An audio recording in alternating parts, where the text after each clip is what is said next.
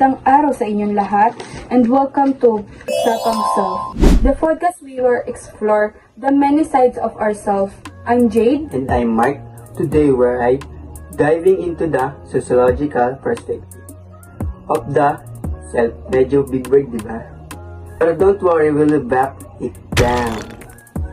Exactly. It's all about how society shapes who we are and how we see ourselves.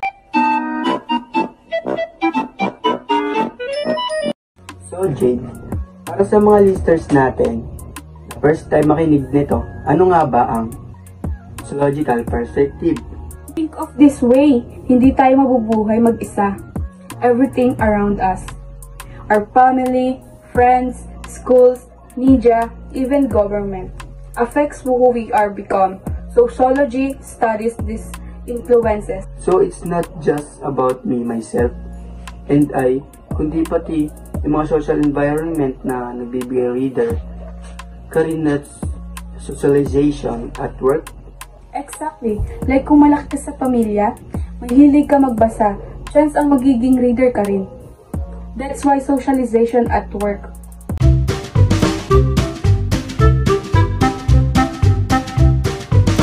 So, parang salamin na nakikita natin, sarili natin, ayon sa reaksyon na iba. Oo. Una, yung looking glass self, image based on how we think others see us. Kaya pala, kahit sintonado ako, kung iisipin kong bilib sa akin lahat ng tropa o barkada, feeling ko singer na ako. Medyo ganon, pero mas malalim pa about our interpretation of their correction. Got it.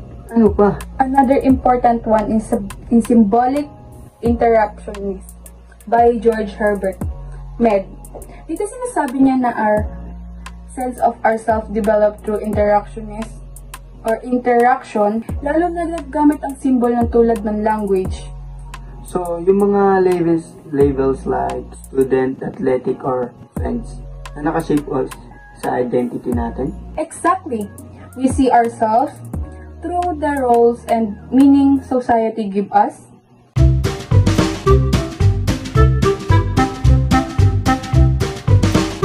Ano naman yung mga scientific social force ng bumubuo ng self natin?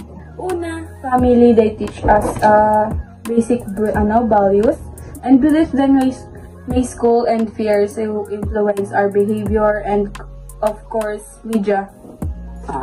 Kaya yung iba nagpaparitoke kasi nai-influencehan sila ng beauty nila or standard sa TV and social media. Correct. Media often unrealistic expectation, and then don't forget culture which are provide and framework from how we see and do the world. Any examples?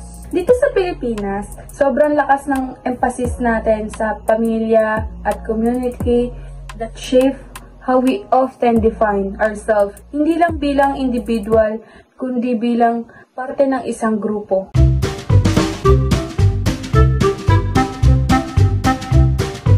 Interesting. So, paano naman sa local context natin? Ang Filipino values talaga nakaka-shape ng self. For instance, pagkapwa-tao, the idea of share identity or empathy. Parang what happened to me? So, mas collective tayo sa Filipinos kumpara sa ibang cultures na mas na individualistic. Sorry? Yes, often define ourselves through our role and relationship in the community.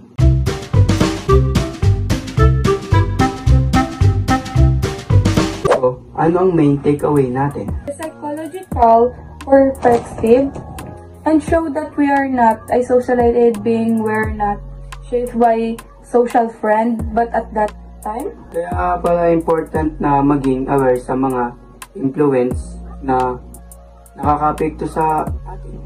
Exactly. Kaya challenge naman sa inyo, reflect this week. Ano ang mga values na nakukuha mo sa pamilya mo?